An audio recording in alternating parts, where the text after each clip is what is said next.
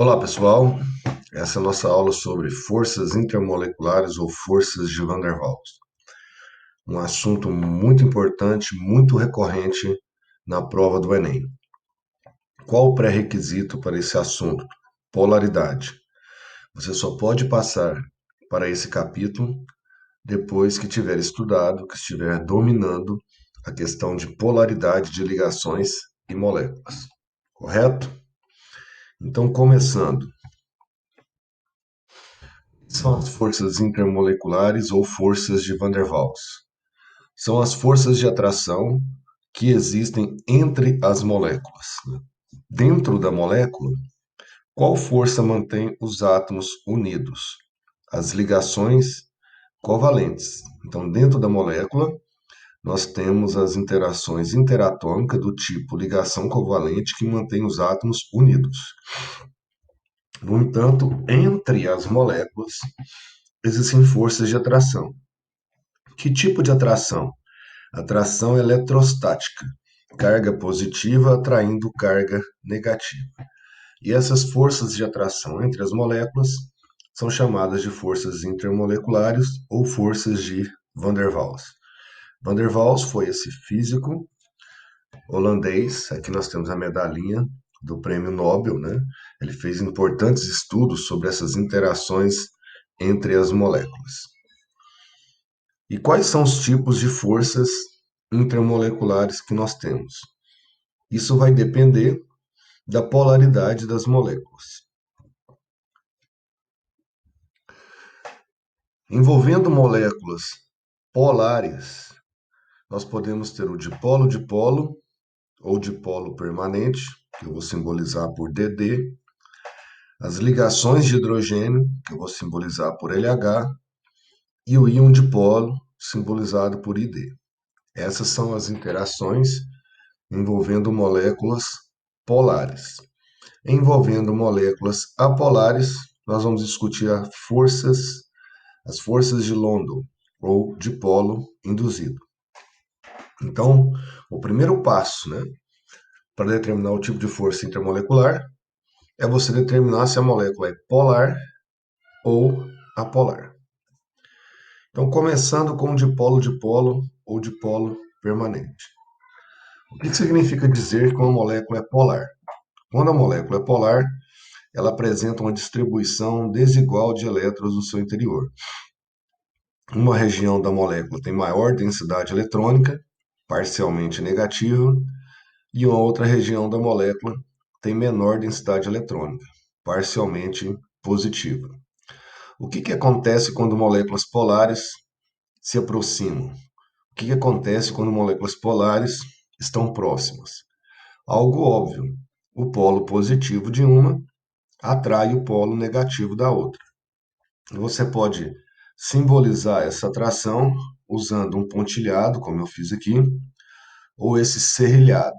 Então, esse pontilhado ou esse serrilhado entre as moléculas está simbolizando o DD, a força de atração entre os dipolos. O polo positivo de um dipolo atraindo o polo negativo do outro dipolo. O que faz essa atração se intensificar, ficar mais forte? O aumento das cargas parciais. E o que faz as cargas parciais aumentarem? A diferença de eletronegatividade. Então, quanto maior for a diferença de eletronegatividade entre os átomos, maiores são as cargas parciais e maior é a força de atração entre as moléculas. Aqui nós temos dois exemplos de moléculas inorgânicas, mas nas moléculas orgânicas o raciocínio é o mesmo. Como exemplo, eu coloquei aqui a propanona. A propanona é uma molécula polar devido à presença da carbonila. Então, nós temos uma distribuição desigual de elétrons no seu interior. Esse colorido aqui ao redor da molécula é o mapa de potencial eletrostático da molécula, de densidade eletrônica. Isso é feito por um computador. A região em vermelho é a região com maior densidade eletrônica, parcialmente negativa, que fica próxima do oxigênio, porque ele é um elemento de maior eletronegatividade. E no outro extremo da molécula, nós temos a região com menor densidade eletrônica, parcialmente positiva.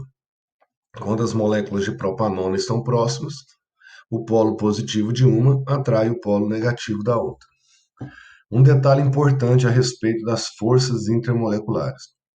Elas caem rapidamente com a distância, porque é uma atração eletrostática. Então essas interações, elas são importantes, mais importantes, né, nos estados sólido e líquido, quando as moléculas estão próximas. No estado gasoso, as forças intermoleculares praticamente não existem, porque as moléculas estão muito afastadas. Então, quando a gente caminha sólido, líquido, gasoso, nesse sentido, as moléculas vão se afastando e as forças intermoleculares vão ficando mais fracas. E o contrário, quando nós caminhamos do gasoso para o líquido para o sólido, as moléculas vão se aproximando e as forças intermoleculares vão se intensificando. Não só o dipolo. Eu não estou me referindo a essa regrinha, não é só ao dipolo-dipolo. Isso serve para todas as forças intermoleculares. Elas caem rapidamente com a distância. Então, esse foi o primeiro tipo de interação, o dipolo-dipolo ou dipolo permanente. A próxima é a mais importante, a ligação de hidrogênio, que antigamente era chamada de ponte de hidrogênio. Quando que ocorre a ligação de hidrogênio? Para ocorrer a ligação de hidrogênio, nós temos que ter o hidrogênio ligado diretamente a um elemento de alta eletronegatividade, que é o FON, o flúor, oxigênio ou nitrogênio. Para nós termos uma ligação de hidrogênio, essa condição aqui, ó, desse retângulo, ela deve ser obedecida. O hidrogênio tem que estar ligado a esse Z. Aí quem é o Z?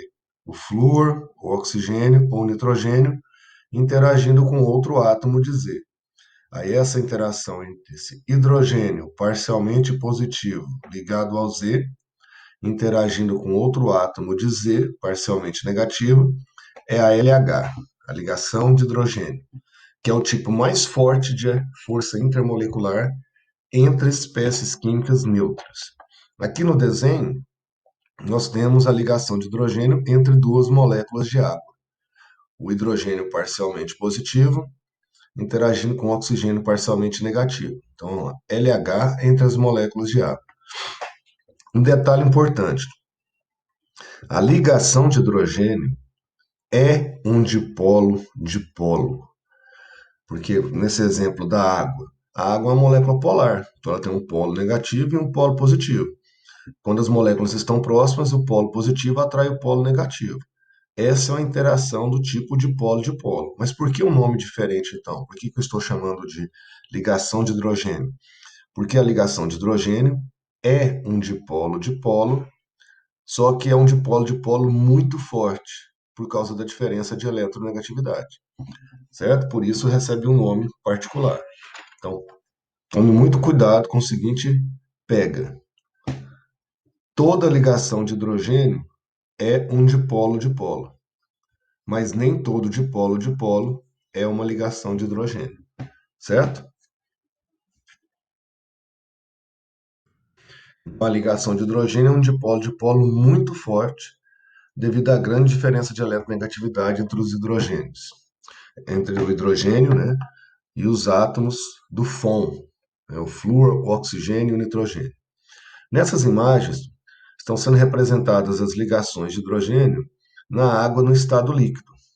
Como a água está no estado líquido, né, as moléculas estão se movimentando e aqui nesse primeiro vídeo, quando ele aproxima, esses tracinhos em amarelo que aparecem estão representando as ligações de hidrogênio. Já no segundo vídeo, são os tracinhos em branco, que estão representando as ligações de hidrogênio.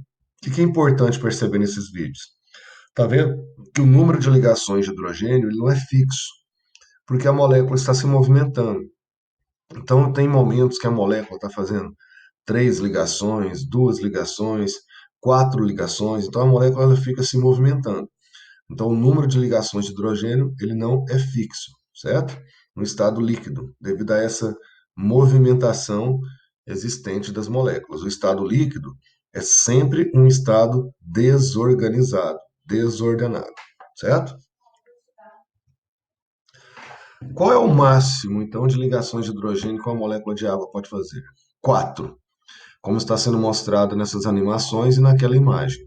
Uma ligação de hidrogênio com cada hidrogênio e uma ligação de hidrogênio com os pares de elétrons. Né? Note que essas ligações não estão no mesmo plano, né? Aqui onde eu estou apontando. Aqui seriam duas ligações de hidrogênio e aqui outras duas ligações de hidrogênio. Elas estão em planos perpendiculares. Essas ligações de hidrogênio elas estão orientadas para os vértices de um tetraedro. Então, o número máximo de ligações de hidrogênio que uma molécula pode estabelecer de água é 4, certo? E esse arranjo, esse detalhe de que elas não estão no mesmo plano, é um detalhe importante. Você tem duas ligações de hidrogênio em um plano e duas ligações de hidrogênio em outro plano. Agora, a água, no estado líquido, devido à movimentação, ela não consegue estabelecer, então, as 4 ligações de hidrogênio. Tem momento que ela está fazendo 4, tem momento que é 3, tem momento que é 2, a molécula está constantemente movimentando. Nós temos uma média, quer dizer, no estado líquido, nós temos uma média de 3,4, né, LHs, certo? Agora, no estado sólido, as moléculas se organizam para formar o cristal de gelo. As moléculas passam a ocupar posições fixas, parando então de fazer movimentos de rotação ou de translação, e as moléculas vão se organizando, e cada molécula de água passa a estabelecer então 4 ligações de hidrogênio.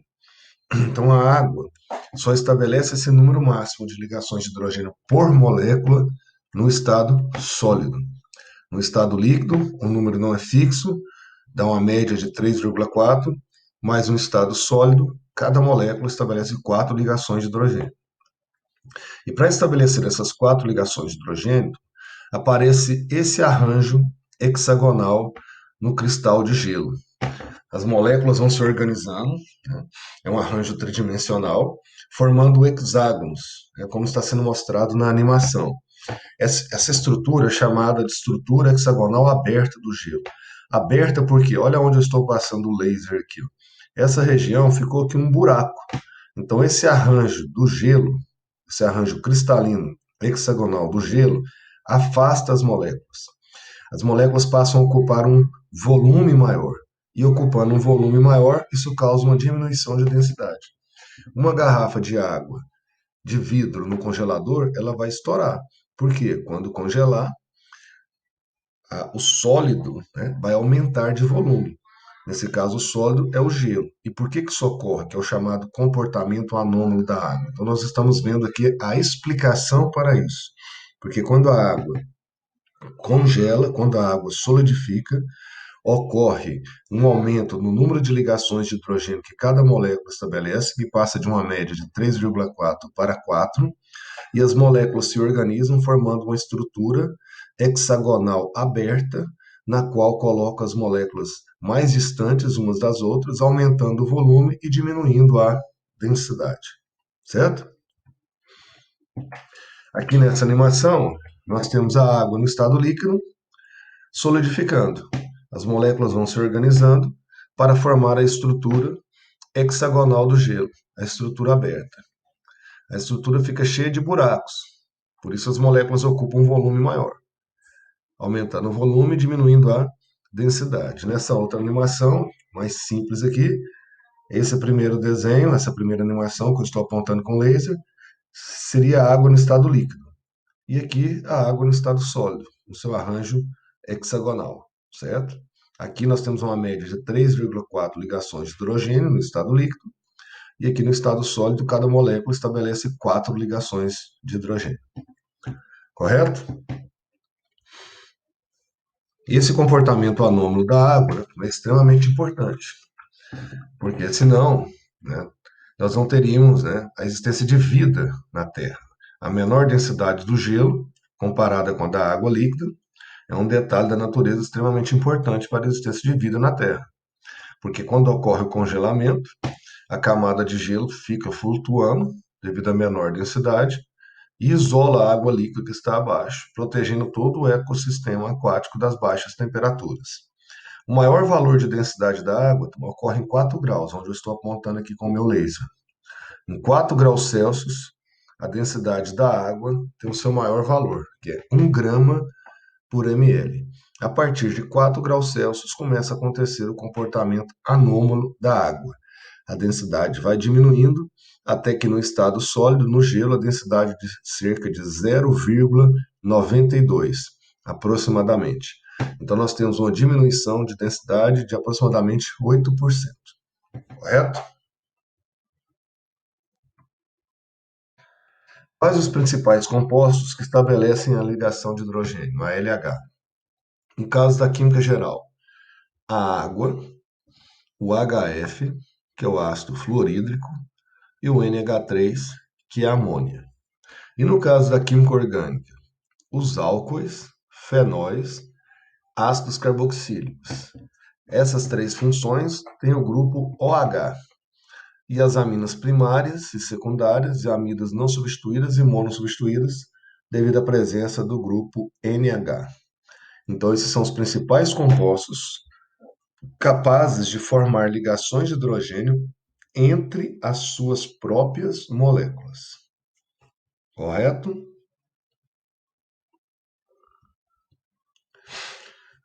Um tema aqui interdisciplinar com a biologia, que já foi que é muito abordado, é o número de ligações de hidrogênio na estrutura do DNA. A estrutura do DNA, né, ela é helicoidal, e a principal interação que mantém esse arranjo helicoidal são as ligações de hidrogênio entre as bases nitrogenadas, adenina, timina, citosina e guanina, que é um número fixo que o aluno tem que memorizar, que aqui no desenho já está destacado. Entre adenina e timina, nós temos duas ligações de hidrogênio. Isso é fixo. Adenina e timina, duas ligações de hidrogênio. E entre a citosina e a guanina, são três ligações de hidrogênio. Correto? Um detalhe aqui da biologia importante. E a última interação envolvendo moléculas polares, o íon dipolo. Essa interação ocorre quando nós temos um íon, que pode ser um cátion ou um ânion, interagindo com uma molécula polar. No caso do ensino médio, essa molécula polar normalmente é a água. Como exemplo, eu coloquei aqui os íons provenientes do cloreto de sódio. Quando o cloreto de sódio, que é o sal de cozinha, é colocado em água, ocorre a dissociação, separando o cátion do ânion. E o cátion e o ânion ficam cercados, circundados pelas moléculas do solvente, que é a água. E nós temos um nome para esse processo no qual o solvente circunda e isola os íons. O nome desse processo é solvatação. Agora, observe que as moléculas, o arranjo das moléculas de água ao redor do ânion é diferente do arranjo ao redor do cátion, porque o ânion vai interagir com os hidrogênios da água, enquanto que o cátion vai interagir com os oxigênios da água. Esse detalhe é extremamente importante. E essa interação entre a água e o cátion, entre a água e o ânion, é uma interação do tipo íon dipolo, correto? Aqui nessa animação está sendo representada a dissolução do cloreto de sódio. As moléculas de água vão retirando os íons do retículo cristalino e esses íons vão sendo circundados, solvatados. Mas note que o arranjo das moléculas de água ao redor do cátion é diferente do arranjo ao redor do ânion. O cátion fica cercado pelos oxigênios, enquanto que o ânion fica cercado pelos hidrogênios. E a interação que está ocorrendo é a interação do tipo íon dipolo, que é quando eu tenho um cátion ou um ânion interagindo com uma molécula polar. Então, essas foram as interações envolvendo moléculas polares. Dipolo-dipolo, ligação de hidrogênio, íon dipolo. Agora, as interações envolvendo moléculas apolares. O tipo de interação aqui são as forças de London, ou dipolo induzido. Aqui nós temos muitos sinônimos. No lugar de forças, pode aparecer o termo dispersões de London. e tem livro que ainda coloca dipolo induzido, dipolo instantâneo. E, infelizmente, de forma errada, alguns livros e exercícios associam as forças de London ao nome de Van der Waals, chamam essa interação de forças de Van der Waals. Na verdade, isso é um erro, porque quando eu falo força de Van der Waals, eu estou me referindo a todas, né? O título da aula foi o quê? Na abertura, forças intermoleculares ou forças de Van der Waals. Então, associar o nome Van der Waals somente às forças de London é um erro. Aqui é um pouco mais difícil de entender como que ocorre a atração entre as moléculas. Nas moléculas polares, entender a atração é mais fácil, porque se a molécula é polar, polar significa ter polos, polo positivo, polo negativo. As moléculas chegam perto uma da outra, umas das outras, o polo positivo de uma atrai o polo negativo da outra. Mas as moléculas apolares, elas não têm polos. Apolar significa anão, quer dizer, não tem uma distribuição desigual de elétrons. Então, como que uma molécula apolar vai atrair outra molécula apolar? O que acontece é que a nuvem eletrônica, que está sendo simbolizada nesse primeiro desenho por esse violeta, a nuvem eletrônica, os elétrons não estão parados, os elétrons estão se movimentando.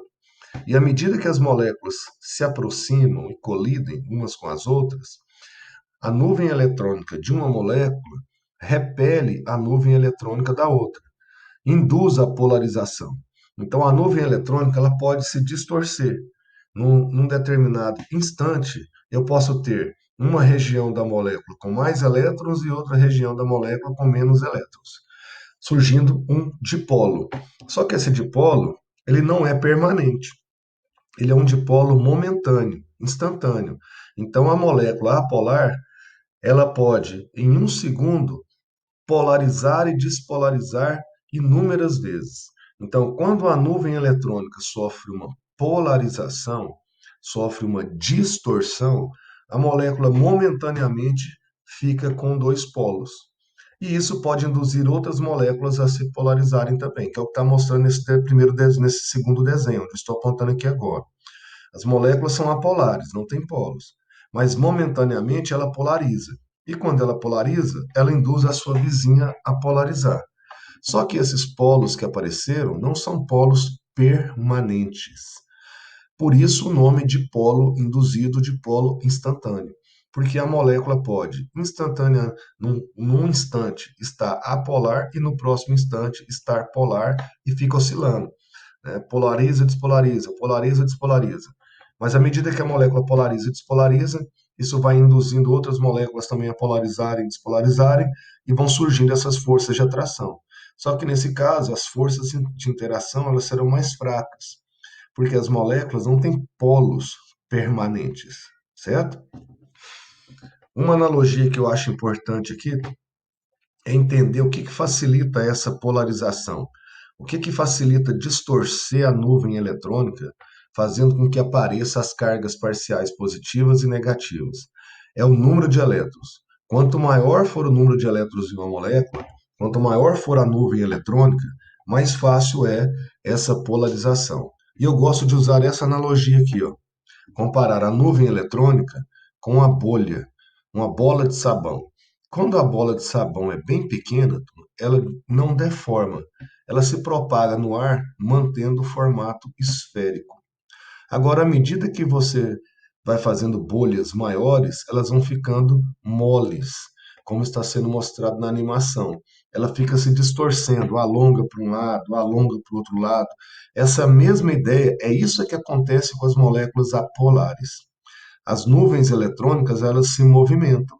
E quando elas se movimentam, né, quando ocorre essa movimentação da nuvem eletrônica, momentaneamente, um lado da molécula pode ficar com mais elétrons que o outro lado da molécula, que é quando surgem, então, os dipolos induzidos.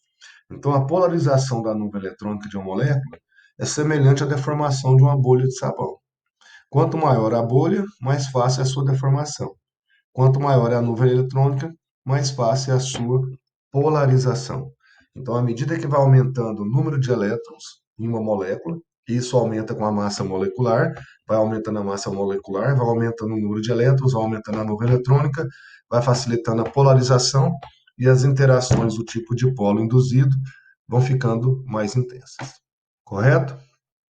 Então, essas foram as interações envolvendo as moléculas polares e apolares. Agora, vamos usar essas interações para comparar o ponto de fusão e o ponto de ebulição e a questão da solubilidade.